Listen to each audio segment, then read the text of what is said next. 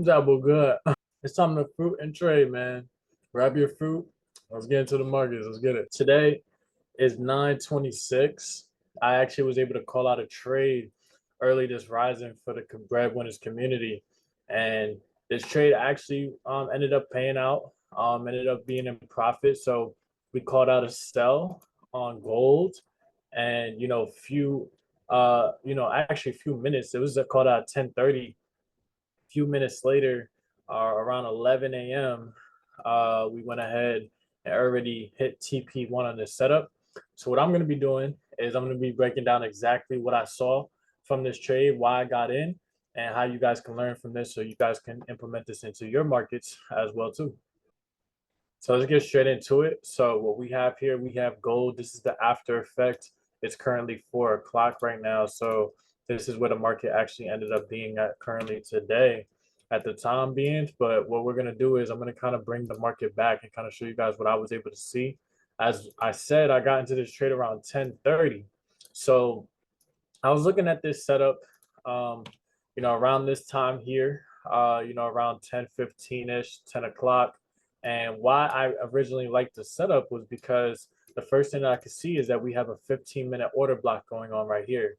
Now, if you don't know what an order block is, an order block is just the last push up or the last push down that the market makes before the break of structure happens. And so for in this example, well, this is the last push up that the market makes before we had a bearish break of structure of the low that was created here prior before. So all I ended up doing, and as you can see on a 1 hour, how it looks, this is what it looks like on the 1 hour, very ugly. 30-minute, not much, but when you come to the 15, you can finally see that order block and it gives you some type of context of what's going on. Then you come to the 5-minute time frame, get a little bit more, personable with what's going on. And this is where we can go ahead and start to implement that double post strategy that we always talk about. So let's go ahead and make our little circle smaller so we know what we're highlighting. And what I like to do is, I like to make a box around my order block.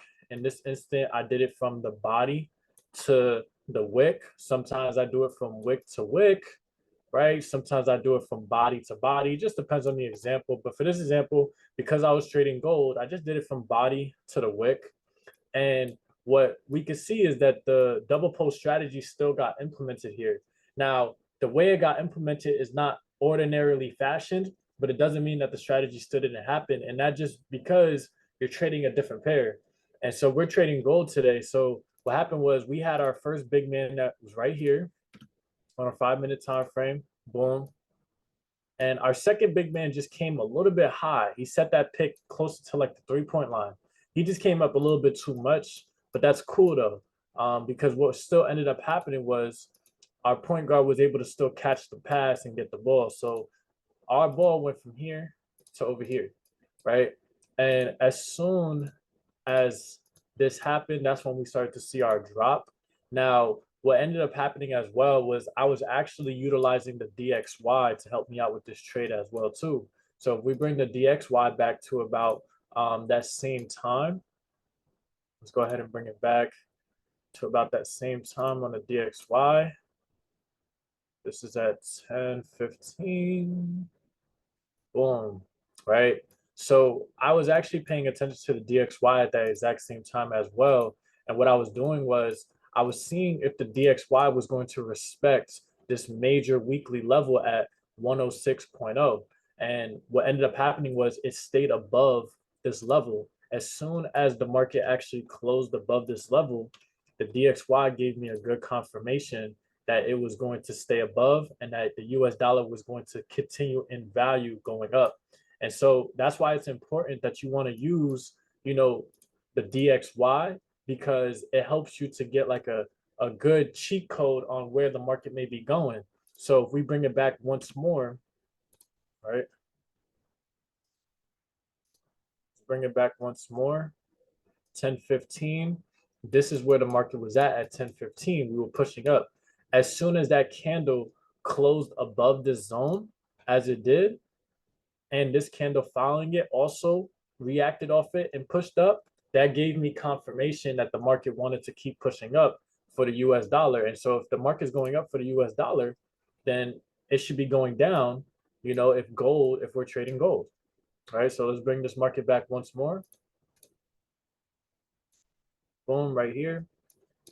As soon as that 15-minute candle closed on the DXY, it closed above. That's exactly when we had the following candle follow that, and it started to move bearish. And all I ended up doing was getting into the market. Now I could have had a tighter stop loss of 15 pips, but I know I'm trading gold.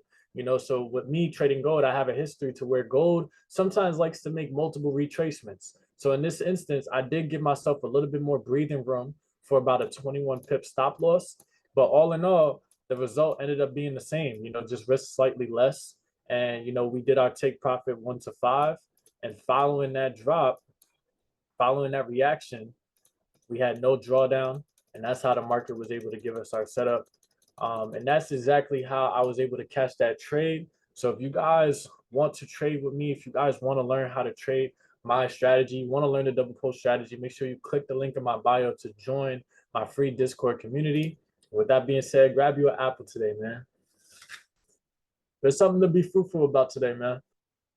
Peace.